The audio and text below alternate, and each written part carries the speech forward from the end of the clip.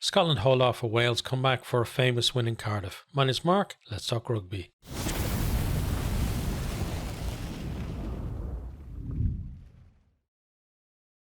Wales opened the scoring in this one from the tee.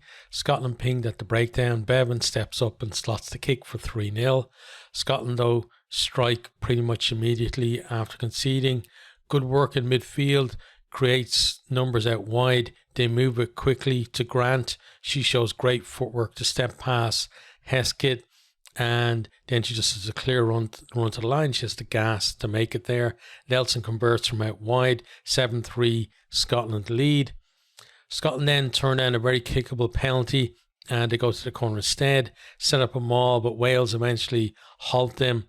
Then Bevan manages to turn the ball over and Wales scramble clear, only though to concede another penalty. Pressure back on then from Scotland. Nelson wins a penalty at the breakdown. Wales looking to set up a clearance kick. She then pops the penalty over for 10-3. Then have another great Grant break and almost leads to a try, but great covering tackle from Joyce. Scotland do win a penalty though. They go to the corner, but their line-out malfunctions, not for the first time, and the chance was missed. They had a lot of decent positions in that first half, but the line-out just wasn't going for them. Then they do come again though, and looks like they're applying pressure, but then Bethan Lewis gets over the ball, wins a penalty. But at this stage, it really is just one-way traffic. Wales, with really decent defence, but you can't defend for the entire game. Then we do get a chance for Wales. Madison dithers at the ball comes out of the back. She gets scragged and it's a penalty in a decent position for Wales. They decide that they're going to go to the corner, and then Lewis is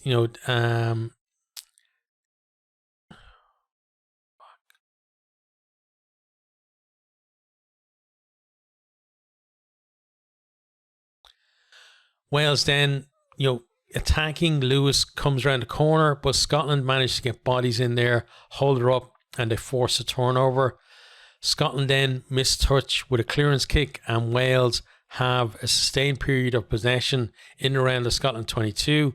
They win a penalty as Bartlett is off feet at the ruck, and they decide, they've been down there for a long time without any reward. They're going to go for the point. The post as half time is approaching. Bevan slots the kick and makes it 10-6 at half time. In the first half, Scotland definitely looking the better of the two teams ball in hand, but Wales on top in the set piece. In the second half then, Wales win a penalty early in the half. Lakey George goes to the corner, but overcooks it, and it's a scrum back for Scotland. Scotland then managed to turn over Joyce. They go to the width quickly, and then Orr just comes on a lovely arcing run and exploits that space, draws the cover, puts Lloyd away. She avoids a desperate covering tackle and then goes over to score in the corner.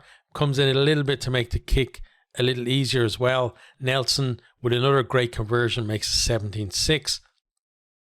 Wales then, their attack has been pretty pedestrian, but now they're starting to speed up their ruck and it's having an effect. They're forcing penalties from Scotland. They kick one to the corner, claim the line out, maul it to within a metre, and then they pick and go, pounding away at that line.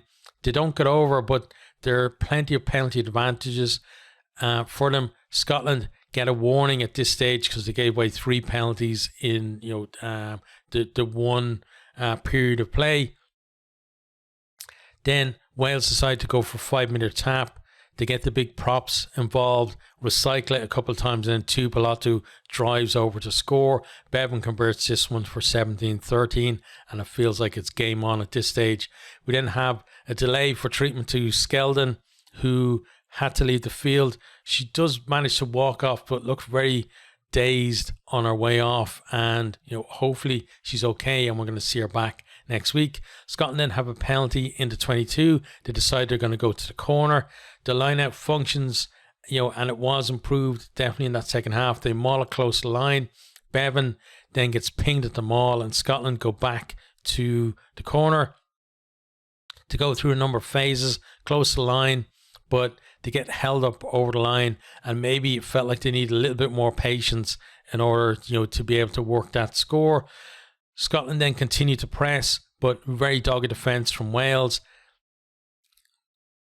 Scotland then, as the set piece improvement continues, they win a scrum penalty, decide they're going to take the shot and get some points. Nelson makes it 20 points to 13.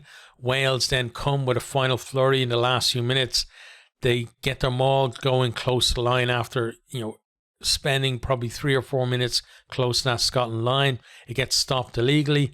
Alex Stewart gets sent to the bin for her part in that, and basically, Scotland had been given the warning anyway over how many penalties are given away. Wales then back to the corner. Scotland halt them all, but Wales pick and go. We then have a TMO check for a grounding. On-field decision is try, and we can see that Callender has clearly grounded the ball, and it looks like there is no double movement there.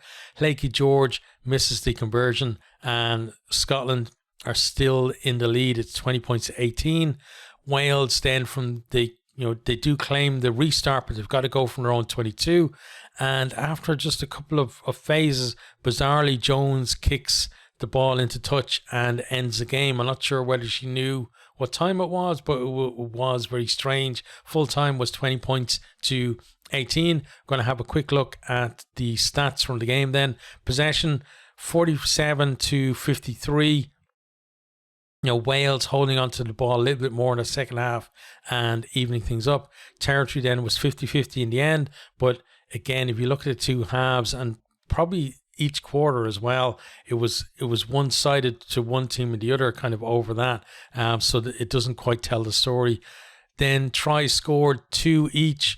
Carries 100 to 107, but here's where we really see the difference between these two teams. I think meters carried 411 for Wales, 635 for Scotland, and meters gained 204 for Wales and 359 for Scotland. So that means, just roughly looking at it from the amount of carries and the meters gained, Wales getting just over 2 meters, and I mean just over, it's like 2.04 meters per carry.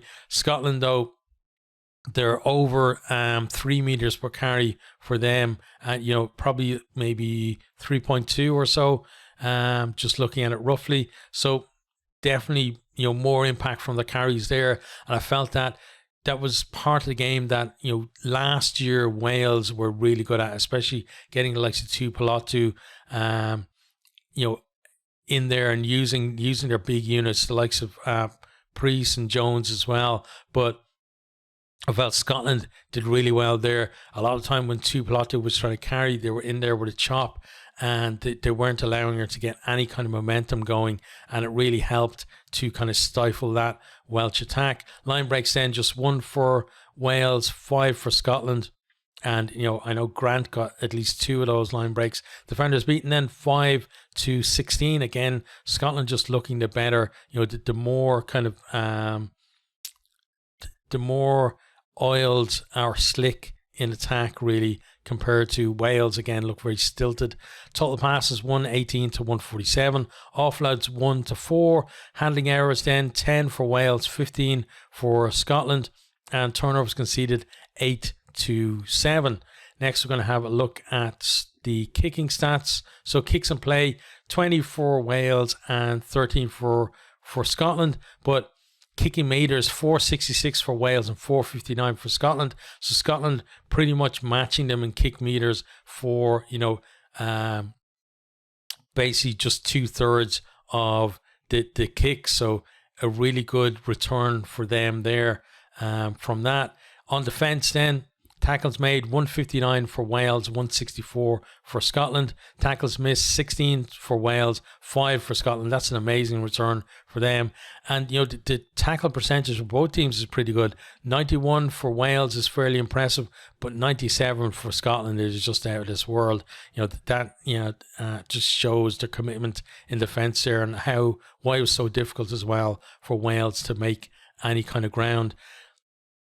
In terms of penalties conceded, then 10 for Wales, 13 for Scotland, and then 1 free kick for Wales. There was that 1 yellow card as well for Scotland towards the end for Stewart. At the breakdown then, Rooks won 88 each. Rooks lost 1 for Wales, 4 for Scotland, and then percentage of ball 0 to 3 seconds.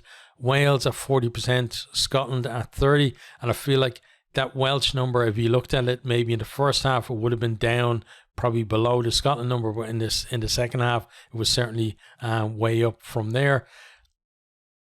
Then the last thing then we're going to look at is the set piece. So scrums won 7 each, scrums lost 1 each, but again, it was something where the first half belonged to Wales in the scrum. In the second half, Scotland then had more of the edge. Lineouts then won 10 to 11. Lineouts lost 1 for Wales, 4 for Scotland, and those I'm pretty sure were all in the first half when they got in decent positions, and they just could not make it work for them. Also 1 steal in the lineout for Wales. So in terms of then the two teams after this, Wales almost came back for a draw, couldn't quite get there in the end. Last year they were the best of the rest, and this year now, if Scotland certainly have closed the gap on them, and Wales I think are going to have to up their game now against the likes of Ireland and Italy in order not to kind of slip back themselves, because they were kind of leading the charge in for those 4 teams trying to close that gap to England and France.